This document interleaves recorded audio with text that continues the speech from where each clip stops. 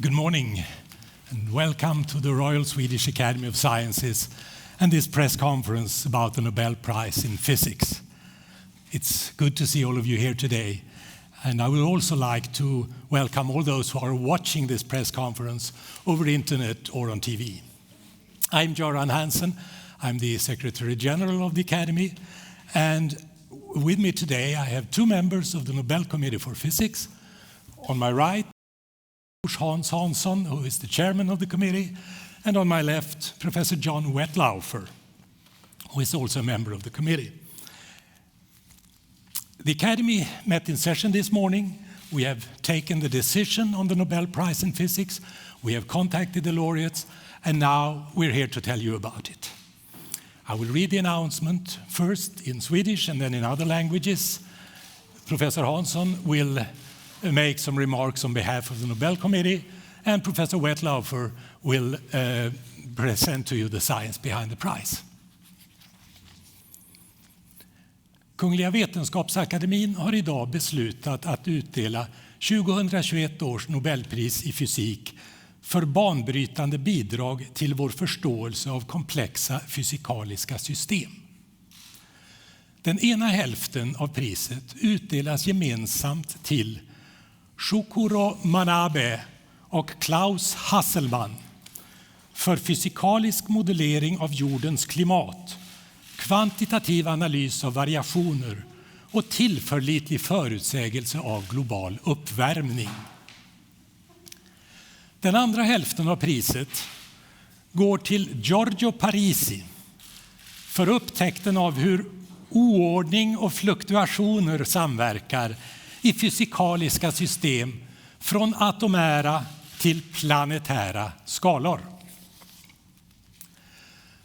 The Royal Swedish Academy of Sciences has today decided to award the 2021 Nobel Prize in Physics for groundbreaking contributions to our understanding of complex physical systems. One half of the prize is awarded jointly to Syukuro Manabe and Klaus Hasselmann for the physical modeling of Earth's climate, quantifying variability and reliably predicting global warming. The other half goes to Giorgio Parisi for the discovery of the interplay of disorder and fluctuations in physical systems from atomic to planetary scales. Die Königliche Schwedische Akademie der Wissenschaften hat heute beschlossen, den Nobelpreis für Physik des Jahres 2021 zu verleihen. Eine Hälfte geht gemeinsam an Syukuro Manabe und Klaus Hasselmann für das physikalische Modellieren des Klimas der Erde, die quantitative Analyse von Variationen und die zuverlässige Vorhersage der Erderwärmung. Die andere Hälfte geht an Giorgio Parisi für die Entdeckung, wie das Zusammenspiel von Unordnung und Fluktuationen physikalische Systeme von der atomaren bis hin zur planetarischen Ebene bestimmt. L'Académie royale des sciences de Suède a décidé ce jour d'attribuer le prix Nobel de physique 2021 avec une moitié conjointement à Syukuro Manabe et Klaus Hasselmann pour la modélisation physique du climat de la Terre, l'analyse quantitative des variations et la prédiction fiable du réchauffement climatique. Et l'autre moitié à Giorgio Parisi pour la découverte de comment le désordre et les fluctuations interagissent dans les systèmes physiques d'échelle atomique à planétaire. Korolievskaja Akademija nauk rešila Zevodnja prisudich, Nobelevsku premiju po fizike, одну половину Porvnu Syukuro Manabe и Klaus Hasselmann за физическое моделирование климата Земли, количественный анализ вариаций и надежный прогноз глобального потепления. А вторую половину Giorgio Parisi за открытие того, как беспорядок и флуктуации взаимодействуют в физических системах от атомных до планетарных масштабов. And you see the new Nobel laureates on the screen above us. Here are some brief biodata. Syukuro Manabe was born in 1931 in Shingu in Japan. He got his PhD from the University of Tokyo, and he is, since many years, senior meteorologist at Princeton University in the United States. Klaus Hasselmann was born in Hamburg in Germany, also in 1931. He got his PhD from the Georg August Universität in Göttingen, and he's now at the Max Planck Institute for Meteorology in Hamburg. Giorgio Parisi was born in 1948 in Rome, in Italy. He got his PhD at La Sapienza Università di Roma in 1970, and he remains at La Sapienza as professor. With that, I'd like to ask Tors Hans Hansson to make some remarks on behalf of the Nobel Committee. Hans, please. Thank you. So, many of you might believe that physics is only about simple and ordered phenomena, like the Earth in its perfectly elliptical orbit around the Sun, or atoms that are in perfect crystal structures, or electric currents that flow predictably from the socket through the lamps or to your refrigerator. But physics is much more than this. One of the basic tasks of physics is to use basic theories of matter to explain complex phenomena and processes. Like how materials like glass are structured, or what is the development of the Earth's climate. These studies require deep intuition for what structures and what progressions are essential, and also mathematical ingenuity in order to develop the models and the theory that describes them. Things at which this year's laureates are true masters. Thank you, Hans. John Goettlaufer, please tell us more about the science behind the prize. The floor is yours. Thank you.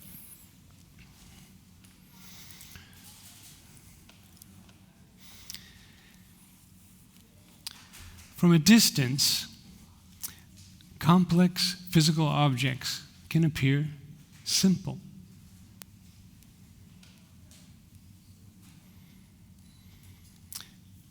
From atoms to planets, taking a closer look always reveals structure.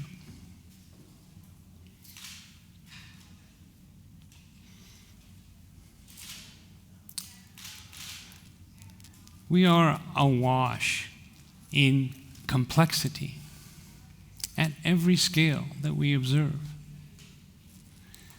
As scientists, we ask, how much detail is required to explain the observations? Must we track every water molecule to explain the ocean?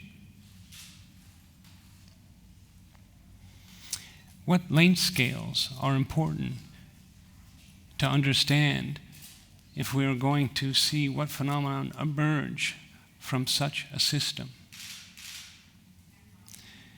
One half of this year's prize focuses on the physics of Earth's climate.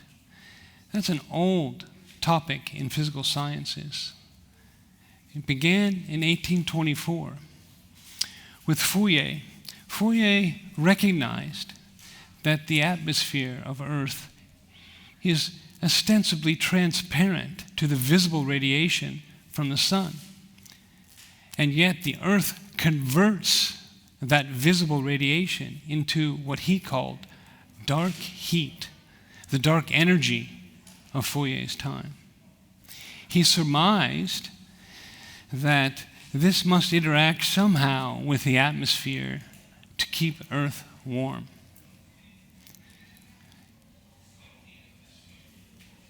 Scientists subsequently measured in the laboratory the absorption and emission of what we now call infrared radiation, Fourier's dark heat. And it was to take 70 years before Svante Arrhenius took these observations and these measurements and combined them in the first mathematical model of climate. And he predicted that if the concentration of greenhouse gases in the atmosphere increased, so too would the temperature of the Earth. Another 70 years, 2 world wars, and the computer revolution would pass before Syukuro Manabe and his colleagues knit together this web of processes, including key aspects of the atmosphere's thermodynamics and dynamics, and made the first prediction, reliable prediction, that if you double the carbon dioxide in Earth's atmosphere, the Earth's surface temperature would increase by 2 degrees Celsius. And about the same time, Edward Lorenz taught us about chaos, that the weather is chaotic. It evolves rapidly and becomes unpredictable after about a week. Could it be that Lorenz's chaos was noise to the climate? So thought Klaus Hasselmann. He made the analogy between the rapidly varying weather and the slowly varying climate and Brownian motion from Einstein's theory, whereby rapid collisions of water molecules with pollen grains displace them slowly over time. He then predicted that the weather on timescales of days influences the ocean on the timescale of years. He went further with these ideas, and he constructed a systematic statistical way to compare measurements, observations, and models to extract the fingerprints of particular physical processes in the climate system. Galileo peered into outer space with his telescope.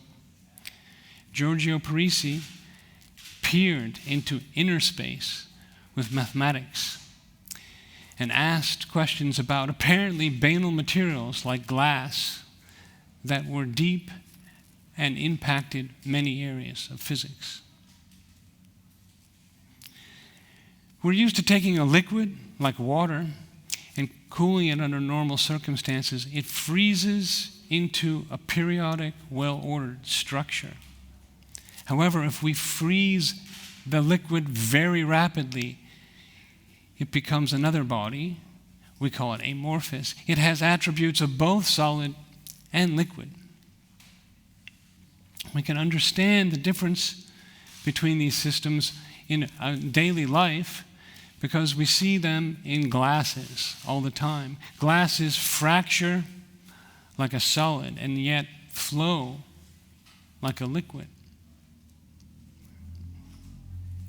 We can consider their energies, their energy landscapes.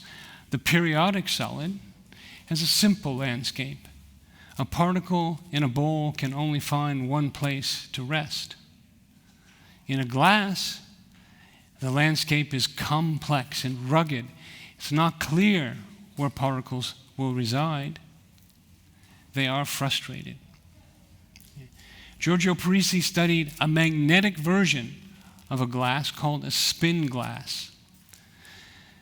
Imagine that we can decorate this triangle with magnets that can either have their north poles up, north poles down, or they can flip between north up and north down. Okay. However, we have the stricture that no two corners can have the same orientation. So when we place the third, it breaks the stricture, it breaks the rule. So another one must flip, which drives the flipping of another one, and so forth, forever. The system is perpetually frustrated. Giorgio Parisi tamed this frustration, this complicated landscape, by building a deep physical and mathematical model which was so broad that it has impacted a vast range of fields far beyond spin glasses. From how granular materials pack, to neuroscience, to how we compute, to random lasers, and to emergent phenomenon far beyond what he envisioned in the 70s when he started this work. Thank you very much, John. And it's now time for questions from you, ladies and gentlemen, in the audience. We hope to have one of our Nobel laureates with us, but I don't know if he is on yet. He is. Okay, very good. Professor Parisi, are you there? Yes, I'm here. Very good. Thank you for being with us. We are in the midst of the press conference. Welcome. Thank you to you. Okay, you have watched it. Very good. And now we have journalists from Sweden and all over the world, and I'm sure they would like to ask you some questions. Who would like to start? Thomas von Heine, Thank you. Swedish Radio, Swedish TV. Swedish Television Public Service. Congratulations, Professor. Thank you. I'm curious, your part of the prize seems a little bit different from the others, but there is a connection, I'm sure. Could you describe the connection between your half and the other half? Well, during my work, I have studied many effects of disorder fluctuations. And for example, in about 40 years ago, I did introduce a new phenomenon, what is called stochastic resonance, together with Benzi, Sutera, and Vulpiani. That was supposed to give a qualitative description of the phenomena of glaciation, of big glaciation, and give some qualitative explanation of the periodicity of qualitative and quantitative explanation of the periodicity of 100,000 years. So this idea, this was not directly related to spin glasses, but was part of my study of interplay between fluctuation in physical system. Thank you. Thank you. David Keaton over there. From the Associated Press. Congratulations, Professor, on this award. This award comes just a few weeks before the COP26 kicks off in the United Kingdom. Do you have a message for world leaders that will be gathering to take decisions on ways to limit climate change, given the work that you've done, and today as a Nobel laureate, do you have a message for them? Well, I think that it is urgent, it's very urgent that we take a very strong decision and we move a very strong pace, because we are in a situation where we can have a negative, positive feedback, and that may accelerate the increase of temperature. So it's clear that for the future generation, we have to act now in a very fast way, and not with a strong delay. Thank you. We have to act now. That was the message from Professor Parisi. More questions? Yes, sir. Yes, gentleman over there. Yes, Daniel Ingmo, Express, and congratulations, Mr. Parisi. I would like to ask you, thank you, if you were expecting this award and how you reacted when you got the news. Well, I was very happy. I mean, in some sense, I was not really expecting, but I knew that I have some chance, and so I kept the telephone near me. But I was expecting that phone call, was not expecting the phone call so early, but I was really very happy. I mean, I was not expecting, but I knew that there was some non-negligible possibility. Right. Any more questions? Yes, Maria Gunter. Yes, this is Maria Gunter from Dagens Nyheter. Congratulations to your prize. You have been working in many different fields in physics. What are you working on now? Well, I'm working on, for the present moment, I work to understand better the physics of glasses. There are many questions that are not really understood. And also I'm doing some part of the time I'm following the pandemics of COVID, try to understand more precisely which is the situation, which is the correlation between different events and so on, because you see once that one has events, this data, big data, it is very important to follow with different techniques, with different viewpoints. Yes, are there more questions? David Keaton has one more question, and then don't be shy, the rest of you. You have your chance now. David Keaton. Thank you. David Keaton again from Associated Press. 2021 saw a great number of extreme weather events, from storms, floodings to heat waves. In your opinion, Professor, how important is it to truly understand weather patterns, and how can this understanding help prevent further catastrophes? Look, there are many, many things that we do understand by weather, and also with the effect of the contribution of the other two, or Syukuro, or Manabe, Klaus, Hasselmann.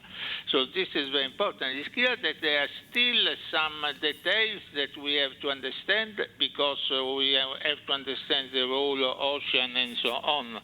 But what is quite clear that the effect of climate changing is that more energy is emitted in the atmosphere, and if you have more energy in the atmosphere, the chance of extreme event is going to increase very strongly. Thank you. Are there any more questions to Professor Parisi? Yes, one more question, please, lady over there. Anneli Megner-Arn, TV4, congratulations on the prize. Yes, I wonder, when you find these spin glasses and how they fluctuate, is it a little bit like artificial intelligence? I mean, there are so many different ways in which they can form. So I wonder if you can shed some light on that, how you sort of get into the clue of this. Well, the point is that glasses, a system like glasses, are very familiar in nature, and also complex objects that we normally see, but we don't recognize as complex. So one has to make from one side some kind of general theory, and some specialize this theory to the particular object that you want to study. Great. There we got some light through the spin glass.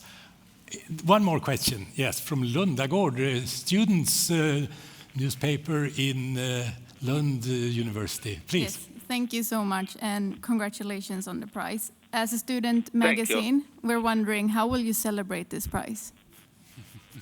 How do I celebrate? Well, I really had not the time to think about, because also with COVID restriction, we cannot have a very big celebration, but I think that I should do something, but I'm not really decided. Well, Professor Parisi, when you can travel again, I'm sure the students in Lund will throw a great party for you. Yes, we will. Oh, yes, I believe so. Thank you. We're glad to have you. Any more questions to Professor Parisi?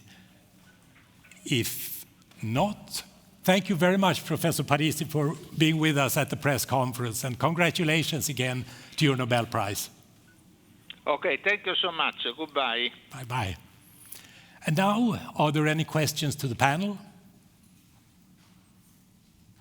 Please, Ali.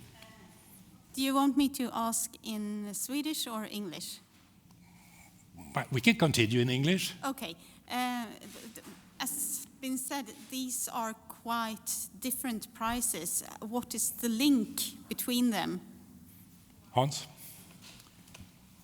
So it is a divided prize. We should say that first. It is two pieces to this prize. But there is also, as you saw, it was an overreaching, description of the prize, which indicates that although these are two parts, two different prizes, it's divided into two, it's not one prize. But there is the common theme that has to do with disorder, that has to do with fluctuations, that has to do with how disorder and fluctuations together, if you understand it properly, can give rise to something that we can understand and something that we can predict. We can predict what is happening with the climate in the future if we know how to encode the chaotic weather, as Professor Wettlaufer told you about. And in the spin glasses, although it's a very complicated system, it's a hidden structure that you can discover if you analyze it in the correct way. And the correct way to analyze it was exactly what Professor Parisi discovered. Any more questions?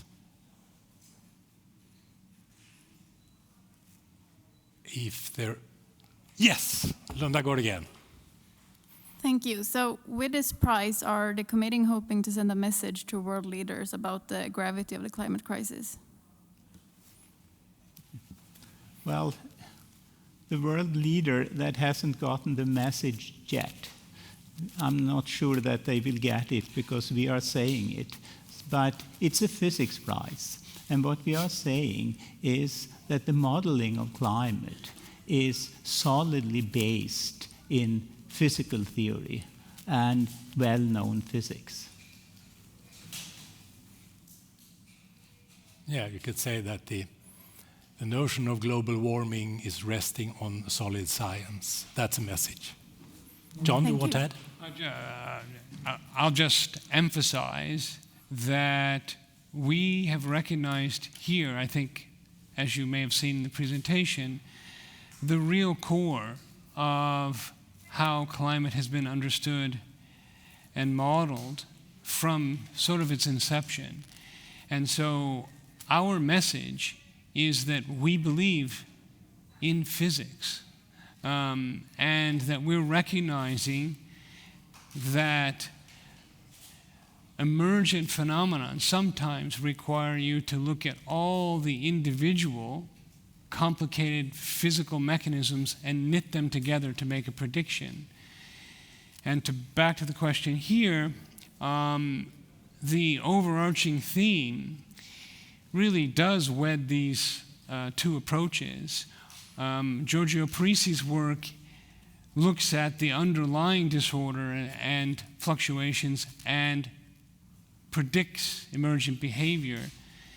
And the link between his work and Syukuro Manabe's work is the recognition by Klaus Hasselmann that fluctuations are key for predictability.